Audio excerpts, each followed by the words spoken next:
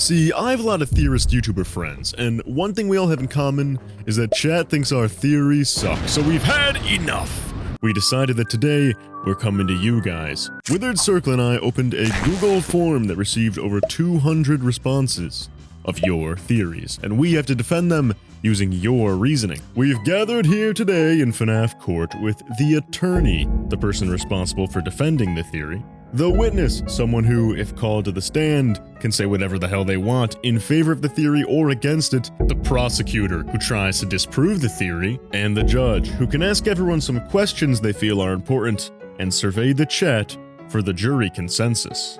Let's get right into it. I'm gonna randomly generate a number between 1 and 120. I'm gonna pick that theory, and I'm gonna send it to Unwithered, because he's the defendant. Oh god. Or the attorney. Reveal the theory, Unwithered. I'm so worried. So this theory is puppet victim. So a great start. So FNAF 4 is the most broken of all the games in the series lore-wise. It's something that nobody has figured out to this day. We know that huge changes were made in sister location, and that we never really understood the original intention of FNAF 4, and regardless, it doesn't matter what that was. So Puppet Victim immediately raises some eyebrows, I'm sure, in the crowd and the jury, because obviously in FNAF 2, we're introduced to the Save Him minigame. Now, the Save Him minigame is interesting because we've got a kid outside the back crying, and then Purple Guy pulls up and kills this kid.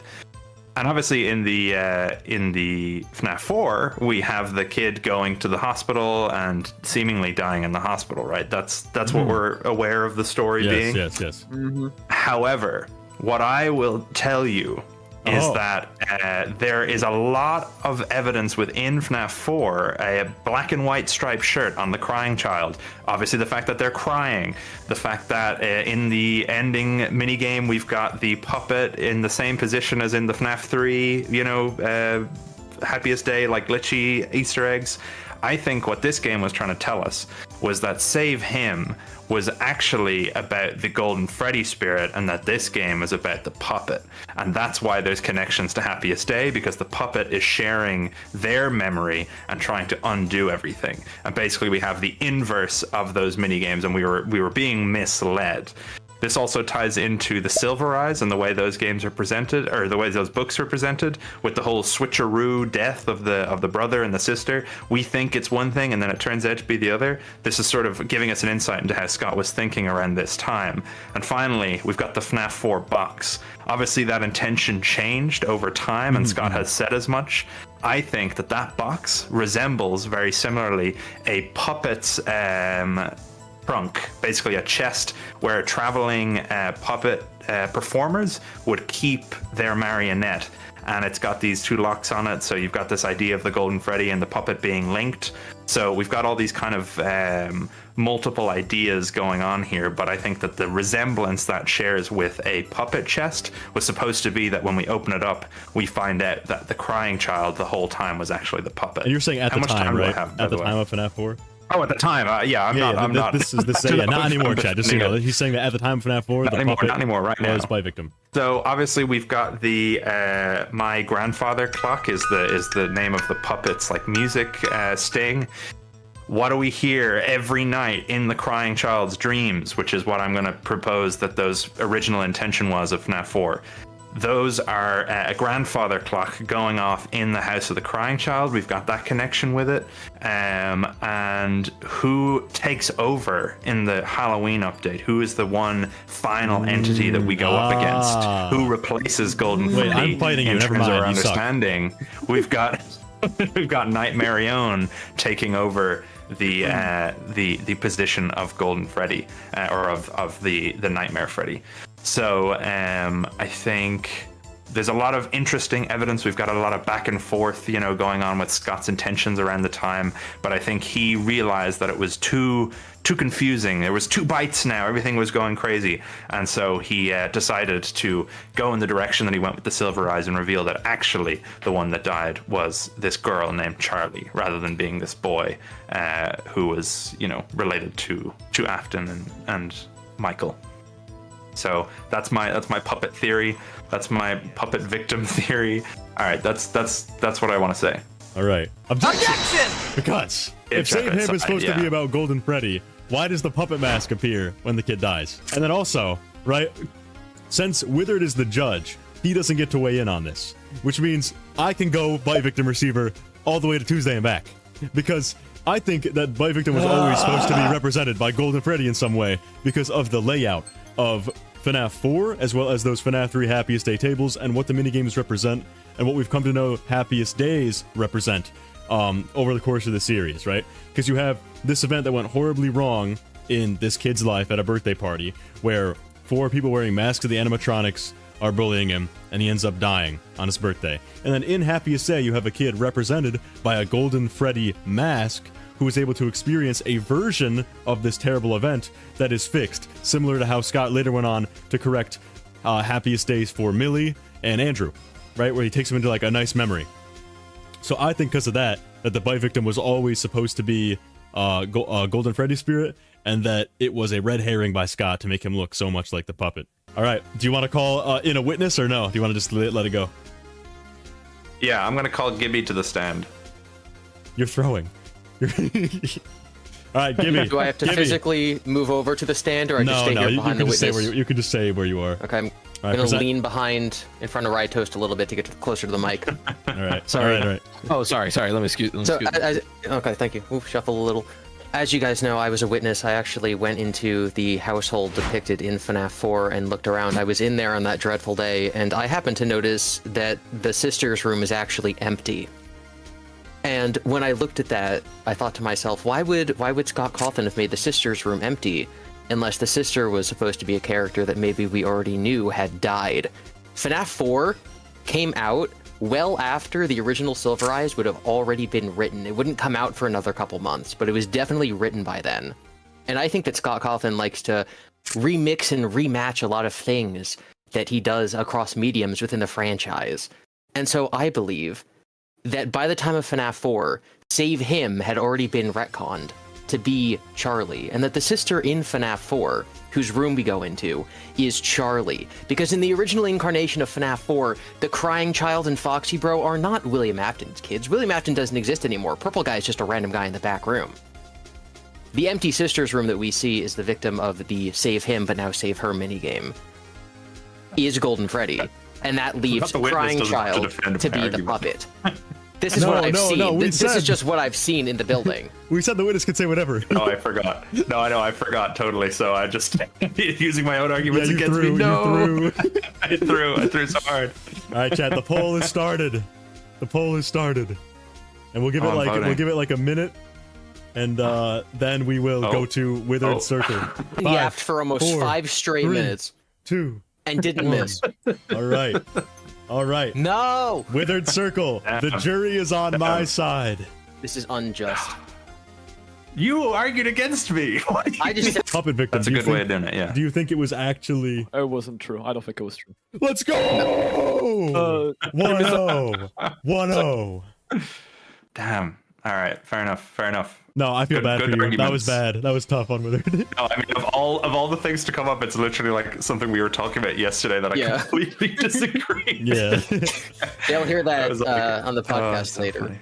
All right. Yeah. Now, so chat, we're going back to the wheel. I kind of agree with this. RyeToast, begin. Oh, no. Present Samurai Cassidy. I want to begin just by reading out what my defendant has prepared for me. In the actual translation, just to get everyone on the same page, in the actual translation of The Bear of Vengeance, Samurai Freddy talks about a time he had sunken into a pond, finding himself confronted by his ancestors who gives him advice. Freddy also compares this advice to something you'd hear from an elder or grandparent. Samurai Freddy then basically ignores this advice. I believe this is supposed to show that Samurai Freddy is supposed to be a representation of Cassidy, as they go through basically the same situation in the Old Man Consequences ending in Ultimate Custom Night, though sort of in reverse. My defendant is kind of based, as there is multiple connections between Cassidy / the Vengeful Spirit and drowning in lakes. We have, of course, the story drowning, which is the loosest, which is why I start there, where the haunting girl at the bottom of all of these pools of the water park in the VR, it's a whole story, but in the VR water park of the Pizzaplex is referred to slightly as a princess with an unknown origin, but again, that's the weakest one. We hear, like is mentioned in FNAF World, in the Old Man Consequences cutscene and in Ultimate Custom Night, you can exit that area by drowning in a lake. We see next to FNAF 6, what is there but a red lake surrounded by dead trees, just like the Old Man Consequences cutscene. We have the escape artist Golden Freddy skin of FNAF AR, who is chained up in a box of water, drowned. Multiple times, this story connects the Vengeful Spirit to drowning. Samurai Freddy being just another example of this. And where does this culminate, mind you? Well, if Cassidy truly is the Vengeful Spirit and is more vengeful than any other victim of William Afton, why would that be? Well, if she was killed by the spring locks of Golden Freddy, how is that described in the Silver Eyes? Drowning in your own blood, like a red lake. Ladies and gentlemen of the jury, I rest my case. Prosecutor Gibson, do you have anything to say? I don't believe this one. Oh, shit, I strongly object, and that's based on the fact that that translation is not accurate. The translation is more accurately stated as the Foxy in the Bear of Vengeance storyline, pushing the Samurai Freddy into a pond or a puddle and getting them wet. That's not better. That's not better. That's not better. That's not better. Counter objection. Objection! If the fox, who is the enemy of the bear, pushed them into the lake to drown, is that not William putting Cassidy in the Fredbear suit to activate the spring locks to drown her in her own blood? Oh, it's getting dramatic. I think that the argument is much stronger in the case that the fox is a representation of Mike Afton, and that Bear Samurai is actually supposed to be the crying child. Other instances of their arguments throughout the translated Bear of Vengeance cutscenes include the fox making the bear roll around in alpaca droppings, the fox making the bear do his laundry, the fox making the bear hang up what are essentially like Christmas decorations. These are clearly things that two brothers, an older brother and a younger brother, would bully each other with as children. Chores, Objection. stupid gambling bets, etc. Let him finish. While I agree... Oh, sorry. Yeah. Well, now I look stupid. All right, go ahead. Go ahead. I was just gonna say, while I agree with that, that is a good point. In your interpretation, if Michael is the fox, who is Mangle? If Michael is the fox, then Mangle is a dog. Whereas, if the fox is William Afton, Mangle could be Michael. Put me in. Anyone want to call a witness? Does anyone want to call a witness? I will call a witness. I will call Unwithered. Unwithered. No, call Withered. You guys got to play, please. Withered agrees with Rye, so I'm going to call Unwithered to the Withered stand. does really agree with me. No. I do just a actually brief, really agree with Rye. Okay, I'll just put in this brief response to Rye what you were asking. If the Bear of Vengeance is CC, if the fox is Michael, then Elizabeth is Mangle, because in the girls' room in the FNAF 4 house, there's a Mangle toy on the floor. Yes, accurate. I mean, hey, that's a fair interpretation, but one I personally disagree with. Or she's All a that dog. matters It's one or is the what other. the jury agrees with. Alright, should we run it by the jury? Gibby got shit on in the polls. Also, like this video because then the algorithm will show this video to people and I'll get money. Alright. So, the theory that my client has told me to defend against my own better judgment is Cassidy Puppet Retcon, which is the theory that the puppet's original soul, the soul that would originally possess the puppet, was called Cassidy. The main point of evidence for this theory comes from the fact that the only name we find in the survival logbook we know for 100% sure we can find, because Dave is still up in the air. Mm-hmm. The only one is Cassidy. Now, the theory proposes that originally the puppet was going to be possessed by... It doesn't say that there are different characters, just that the name was originally meant to be Cassidy and not Charlie. So, basically, a very important part of this theory is that at the time of the release of the survival logbook, the puppet spirit did not have an official name. And there's a lot of puppet imagery in the survival logbook, and all this my name stuff really seems to be pointing to my name tying to the puppet, which in turn ties to Cassidy through the word search, because that's the way that we get the name. Now, something interesting worth pointing out is that a lot of people believe that the faded text in the logbook is the puppet. It's a very puppet thing to do to guide spirits in the logbook, and my name is really like Faded's thing. Faded is always saying, oh, this is my name on the gravestone. Now, a lot of people tend to connect that gravestone with my name on it on page 32. On page 32. They tend to connect it a lot to the 5th obscured grave from FNAF 6 that's covered in grass. However, bear in mind that aside from the 5 MCI graves, there is another grave atop a hill. A grave that is not obscured by grass, but is instead so far that we can't see it. Now, if you look at the grave in the survival logbook, that grave is not obscured by grass at all. Which means that might not be the 5th grave. We might have been getting this from the entire time. That grave on page 32 isn't Cassidy's grave. It's not the 5th MCI kid's grave. It's the puppet child's grave. With the puppet imagery that's like everywhere in the survival logbook, with the strong puppet imagery and the my name and how Faded is tied to helping and guiding spirits, it really, at least to me and to my defendant, seems like my name is important specifically to the puppet. And the like transition from novel to games was like it fluctuates a lot, like that children's names are really touchy. Like in the novels, Cassidy possesses Bonnie, well in the games that's obviously not the case. So there was wiggle room for the puppet spirit from the games to have a different name when the logbook came out, and only after everyone said, oh, that's a new name, Cassidy's a new name, and that's Golden Freddy, did Scott retcon it. All right, clarification first of all. Did you just say that the survival logbook came out before FNAF 6? After, I misspoke. After, okay. I just wanted to clarify that point. Can I also make a point, sure. Your Honor? I was right. That in both cases of me being on the stand, I have to fight arguments which I have made for in both cases. But, objection! Great. You bring up the fact that this logbook obviously came out after FNAF 6. This is true. So I would ask, why in a game which imports the name Henry through the HRY Easter egg, would they be, first of all, confirming William Afton as Springtrap, as his role is in those books, and also introducing the Henry character, who refers to his daughter, who is the puppet? Why would they introduce those elements only to then completely shift our perspective and give us the name Cassidy out of nowhere?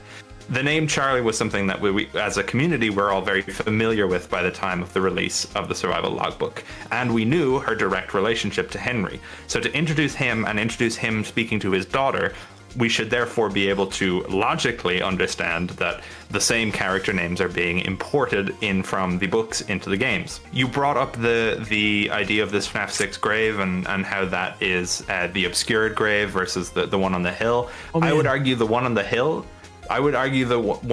is only far away, because we can already assume that we know that name because of what I was just talking about with Charlie and Henry and etc. The one that's obscured is the one we have to seek out, the one we have to find. It's the one that specifically has the name obscured to us, which is how it's presented then in the survival logbook in terms of having a name that we don't know. There was a point about the FNAF movie script, which Scott spoke about, and in that post, Scott mentioned that the Cassidy script was the one most accurate to the game's timeline, and it was also the one which covered the most eras of the timeline. Now, you could argue that Charlie would be present from the early stages of the timeline. My argument would be, from a storytelling point of view, from a movie point of view, making a movie about Golden Freddy spirit makes more sense, because Cassidy can be present through speaking with the crying child, through what we see kind of similarly in the survival logbook, all the way up and to the very end of the series in a UCN style ending. If we follow Charlie, we don't get to see the resolution of what happens to William Afton. and the Golden Freddy spirit would be a more direct connection. We also have in that same post, Scott references Charlie and says that the movie versions would match closely to their game counterparts, which is an interesting thing to call out in a post that specifically names Charlie and then talks about game counterparts. I believe T-Dreads, I would like to call you to the stand because you mentioned that you wanted to get in here and make some defenses. Hello there. I don't really know what's going on, but I just want to say that as far as Cassidy being possibly the name on the gravestone on the hill, FNAF 6, the game where that gravestone ending happens, released in December of 2017. And Scott says that he likes to clarify things in later releases. And, in the fourth closet, at the very last scene of that book, on the hill with the name Charlotte Emily on it. And to build on that, thank you very much to my witness.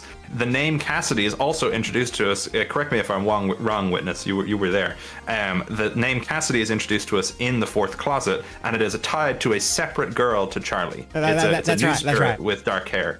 So why in the book, which releases after FNAF 6, would we have a character named Cassidy introduced separately to Charlie and having no relation whatsoever to any of the other characters? Objection! Oh? So, not only did you completely miss the point of what I was defending, but you also brought up evidence that does not directly debunk this idea. This theory isn't called Cassidy Puppet. This theory is called Cassidy Puppet Retcon, which means that originally Cassidy was the name of the puppet spirit, but after FNAF 6 in the survival logbook, it was retconned. There's a lot of evidence up until the survival logbook pointing to this being the case. But wait. Objection! There's no way it could have been retconned by the survival logbook if you're arguing that the survival logbook was the thing that proves that that's what her name is. You can't say the survival logbook gives us all this evidence and then it was retconned afterwards. The survival logbook is the last piece of the FNAF narrative that ties into Cassidy Puppet. It's only with the fourth closet, which released after the survival logbook, that Scott debunked it by making that thing with the hill that T-Dreads mentioned. Okay, so your argument is, if I may, your argument is that FNAF 1 to 6, including Ultimate Custom Night and FNAF World, all came out with the intention that the girl who possesses the puppet is named Cassidy, and then after the last game came out, Scott for some reason randomly decided in a book that's not directly tied that he was going to retcon it. Okay, well you're defending your defendant. So I'm just objecting your objection, Your Honor. I have to play the part. Sustained. No, I know. Chad, we gotta push for everyone. Go to T stream and vote for me. Go. Unwithered Truth. The people are saying they don't know which one is which. Unwithered is the Freddy. I'm Freddy. Withered Circle's we do have Withered versus Unwithered. Yeah. I wasn't even listening, but it's obviously Unwithered. Wow. Withered Circle got absolutely shit on, but it's okay, because Gibby's gonna come on and make him look like a genius. Alright, so this title is a little misleading. It's not saying anything related to like God Victim or anything like that. This is merely, my defendant is merely stating that when Fazbear Entertainment recovered the Mimic, assuming that the Mimic's origin is similar to that in the Tales from the Pizzaplex series, that Fazbear Entertainment took the Mimic, copied the programming that ran the Mimic, and from that day forward installed that programming into every robot and animatronic that they ever made. So all of the Unwithereds, all the Withereds, the toys, the classics, going forward all the way to the Glamrocks, every single animatronic that was ever produced by Fazbear Entertainment has the Mimic's programming in it. It basically means that the Mimic is omnipresent. Every single robot and every piece of AI is the Mimic. It also explains why really only the robots within the Fazbear Entertainment company become haunted with Remnant. It's saying that the Mimic is something that is uniquely capable of having Remnant stored inside of it, which is why in the FNAF world, in the FNAF universe, not FNAF World, the amazing video game, in the FNAF universe, you don't get things like cars that were in car accidents, or tanks that shot people in war, or things like that that become haunted, because Remnant only applies to the Mimic. It only applies to extremely advanced artificial intelligence. And thus, the Mimic's existence and its ubiquity across all of the FNAF robots is what allows them to be alive. And by the time of the Pizzaplex era, is what allows them to be controlled by one overarching story. And yeah, it explains how the animatronics in FNAF 1 coordinate. It explains how Springtrap is able to follow lures in FNAF 3. Basically, every single animatronic is a mimic. Mimic is everyone. A little bit of mimic in everyone. Objection! God, mimic. This theory is inherently flawed. I'm gonna say the first thing that just debunks everything, and then I'm gonna go into details. So, you said that the mimic is everywhere, and that's why the Fazbear animatronics are capable of producing and generating a remnant. This is not the case, because in the Fazbear Frights epilogue... Books aren't canon, books aren't canon. Dr. In this theory, books aren't debate. canon. Hey, order. Doesn't matter. Listen. Yes, of course. Mods, tar and feather him. Yo. May I? Yeah, go ahead. Please, continue. Okay.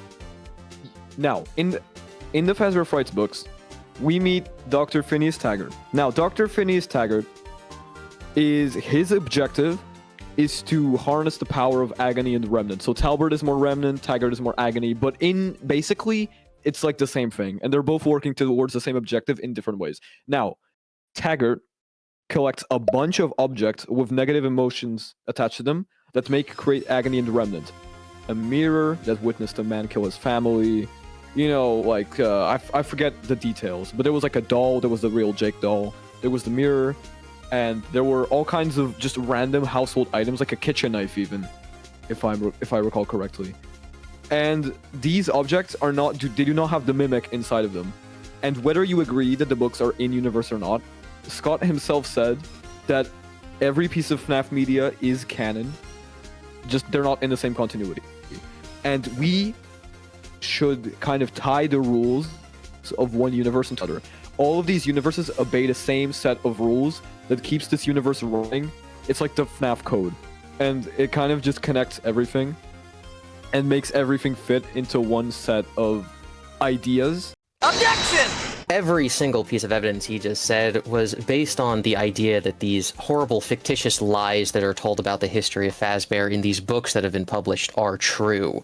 These books contain silly things like a piece of toast that looks like Madonna. If all of these books show things that are possible with across all the different mediums and timelines in the FNAF continuity is possible, that means that the literal time travel in Return to the Pit is possible. As by giving some spirits cake within a video game in the past, Oswald's able to change the past so the kids are never killed at all. There is no way that such a thing could possibly happen within the actual video game continuity of Five Nights at Freddy's. Objection! Because I have one thing to say. You assume that these books are non-canon, and you say that they're silly, which is why my rebuttal cannot be true. However, every single thing you said about Fazbear Entertainment taking the mimic is sourced directly from the books. Everything you said. Them taking the endo from Edwin's factory, them repurposing it for animatronic use.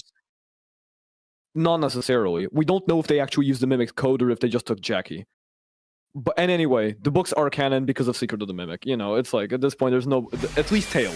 At least Tails. That's a good spot to stop for the day. There were a couple other debates, but I didn't include them because one person kind of just got steamrolled. But if we get this video to 2,000 likes, I'll do another part of this series with some other big YouTubers you might know. You should totally subscribe as well. Okay.